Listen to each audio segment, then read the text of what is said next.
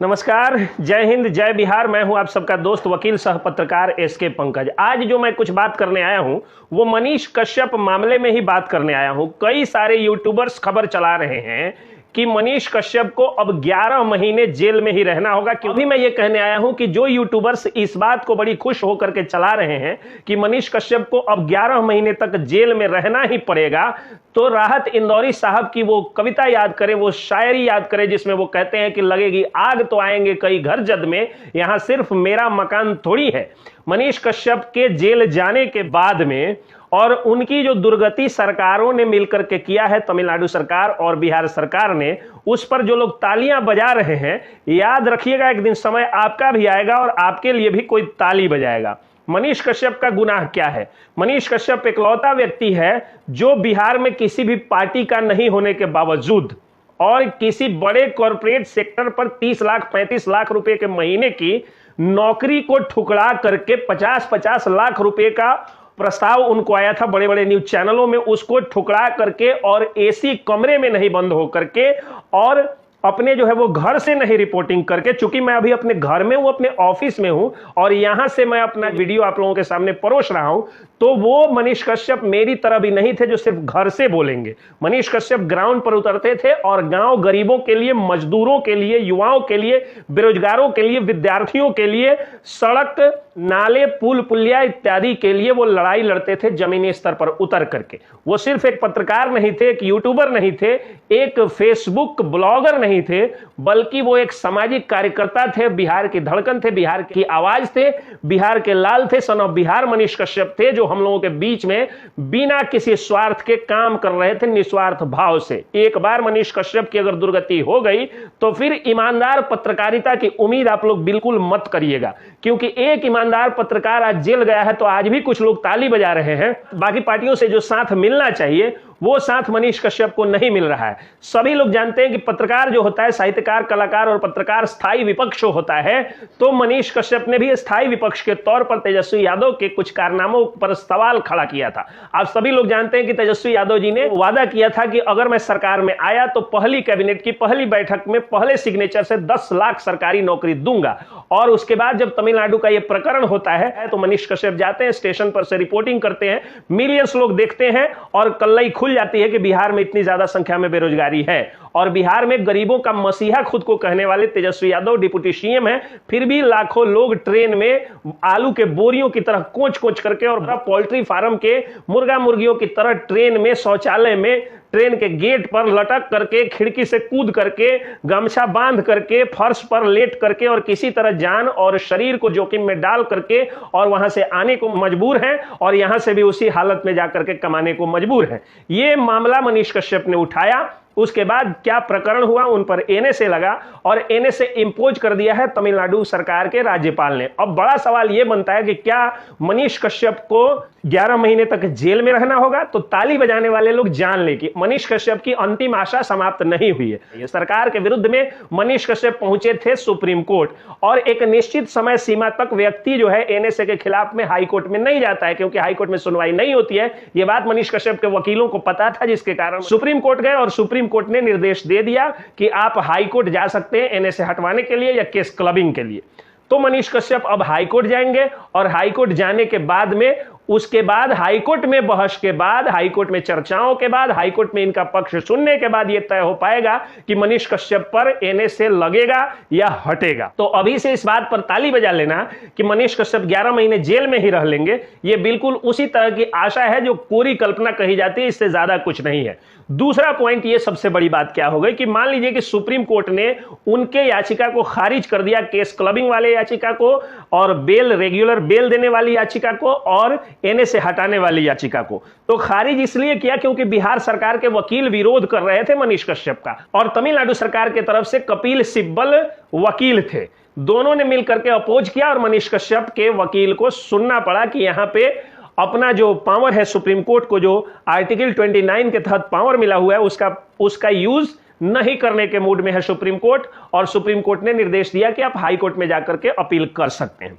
अब रह गई बात कि सुप्रीम कोर्ट से मान लीजिए कि मनीष कश्यप को एक निर्देश दिया गया कि आप हाई कोर्ट में जा रहे हैं, क्या मनीष कश्यप जेल में रहेंगे 11 महीने? तो ये तय होगा कि अगर हाईकोर्ट रखेगी तब तय होगा। ऐसे दूसरी सबसे बड़ी बात यह है कि अगर मनीष कश्यप जेल में रहेंगे भी, मनीष कश्यप की तो दुर्गति हो गई। जैसा कि वीडियोज सामने आ रहे हैं, उनके भाई कह रहे हैं कि मां का गहना बिक चुका है, कुछ जमीनें बिक चुकी है, अब केवल घर घरारी बच गया है। उस घर में भी नल तक, चापाकल तक जो है वो कुर्की करके पुलिस ले गई है।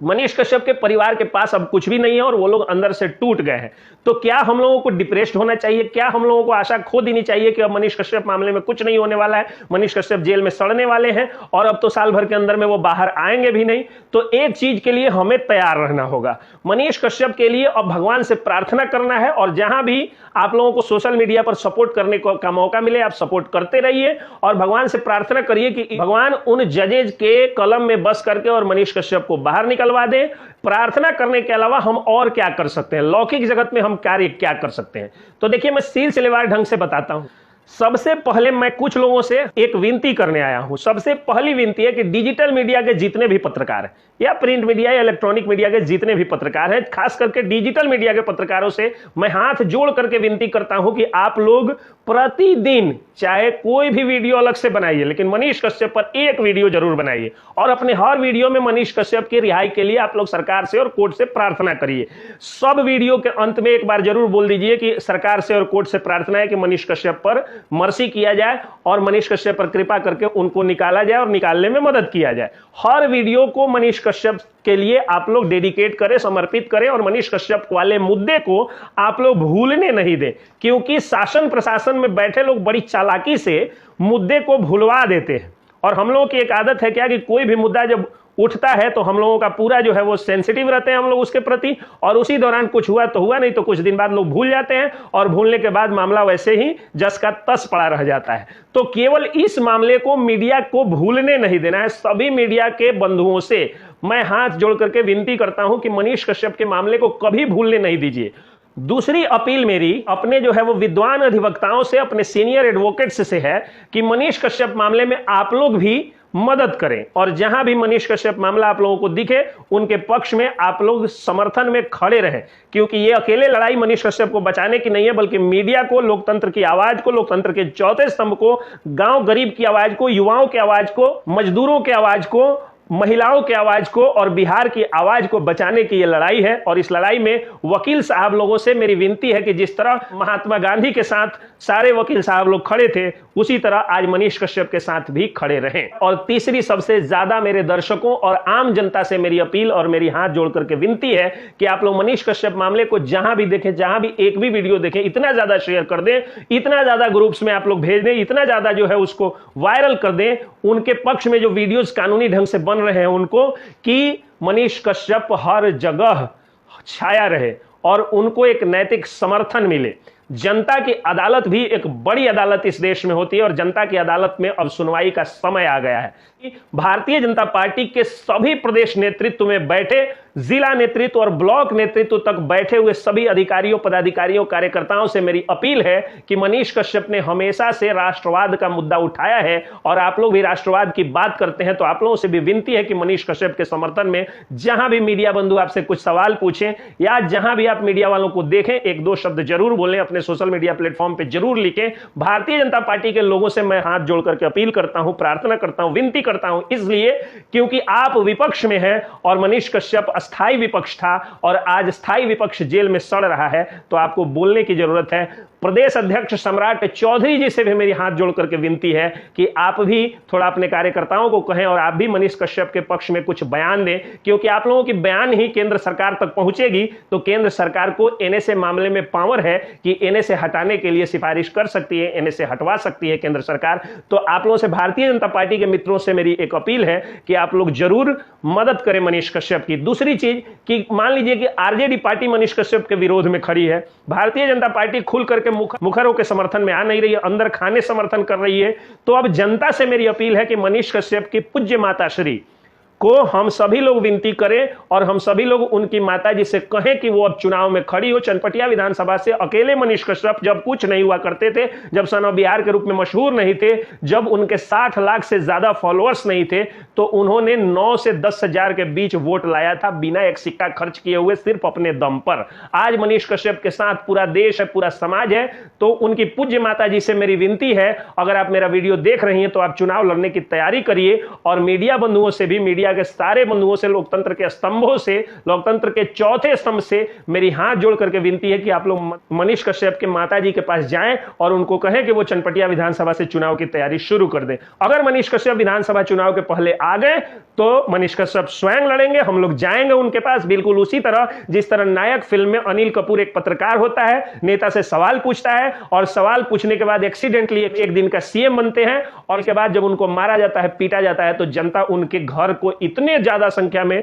जाकर के उनके घर पर जुटती है और अपील करती है कि आप चुनाव लड़िए। तो हम लोग भी अपील करेंगे कि मनीष कश्यप चुनाव लड़े। अगर मनीष कश्यप नहीं निकलते हैं तो कम से कम उनकी पूज्य माताजी चुनाव लड़े और उनकी माताजी को भी चुनाव में जिताने के लिए हम लोग अपील करेंगे, क्योंकि मनीष कश्यप को अब आर्थिक सहयोग की जरूरत है और यहां पर एक एक विधायकों का वेतन उतना है कि आर्थिक रूप से जो है वो समर्थन मनीष कश्यप की माताजी को मिलेगा। तो आगे मनीष कश्यप अगर हम लोगों की लड़ाई लड़ेंगे तो उसमें उनके पास एक आर्थिक सहयोग होगा, क्योंकि उनके पिताजी फौज में हैं और एक फौजी को मामूली 40-50 से 60 हजार रुपए तक का वेतन होगा उनको, और जब कुछ दिन बाद वो रिटायर्ड होंगे तो पूरे जीवन की कमाई 30 से 35 लाख रुपया लेकर के आएंगे। और आपको मैं बता दूं कि सुप्रीम कोर्ट में एक एक हियरिंग का 3 लाख रुपया मिनिमम जो है वो चार्ज है। हालांकि बहुत सारे वकील लोग फ्री में भी खड़े हैं मनीष कश्यप के साथ, लेकिन केस में खर्चा होता है, जाने आने का ट्रांसपोर्टिंग चार्ज, और बहुत सारे केसेस जो है वो बहुत सारे जगहों पर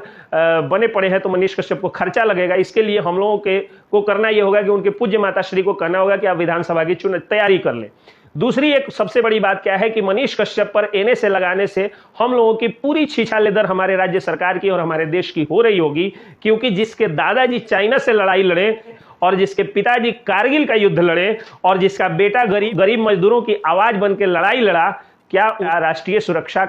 के लिए खतरा हो सकता है? क्या एक फौजी का डीएनए इतना खराब हो सकता है? भारतीय सेना का डीएनए इतना खराब हो सकता है? मनीष कश्यप वो शख्सियत है जिनके बड़े पापा जी भी फौज में थे, उनके बड़े दादाजी भी फौज में थे, उनके अपने दादाजी चाइना की लड़ाई लड़े थे, उनके पिताजी जो है वो कारगिल का युद्ध लड़े थे, और मनीष कश्यप गरीबों की लड़ाई लड़ते लड़ते आज जेल में बंद है। अब समय आ गया है जब हम अपने सामने वाले इस भगत सिंह को जेल में नहीं सड़ने दें, बल्कि हम निकाल लें। और निकालने के लिए बस है वो जनता को इसमें जागरूक होना होगा। और जागरूक होने का मतलब सड़क जाम करना, तोड़फोड़ करना, हिंसक गतिविधि को या कानून को हाथ में लेना नहीं है, बल्कि हम वोट दे करके बताएंगे और मनीष कश्यप की पूज्य माताश्री को हम चुनाव लड़ाएंगे। ये हमारी अपील है, हमारी उनकी माताश्री से कोई बातचीत नहीं है, एक मेरा प्रस्ताव है। अगर वो स्वीकार करे तो उनको चुनाव लड़ना चाहिए। और ब्रांडिंग जो है वो मीडिया जरूर करे, क्योंकि हम मीडिया वाले लोगों के पास इतनी शक्ति है, हम वकील लोगों के पास इतनी शक्ति है, संविधान की दी हुई शक्ति है कि हम चाहें तो जिस तरह से सत्याग्रह, चंपारण सत्याग्रह यहाँ के वकीलों, पत्रकारों और आमजनों ने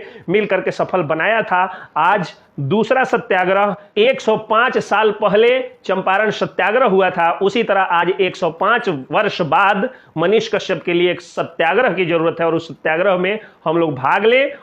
ले, लेकिन कानून हाथ में नहीं ले। हम लोग वोट दे करके मनीष कश्यप का समर्थन करेंगे और मेरी अपील होगी कि मनीष कश्यप की पूज्य माताश्री चुनाव में जरूर खड़ी हो। और उसके अलावा हम सभी सोशल मीडिया पर जहां भी हम लोगों को मौका मिले, हम लोग वीडियो बना करके समर्थन मनीष कश्यप का करें। जय हिंद, जय बिहार।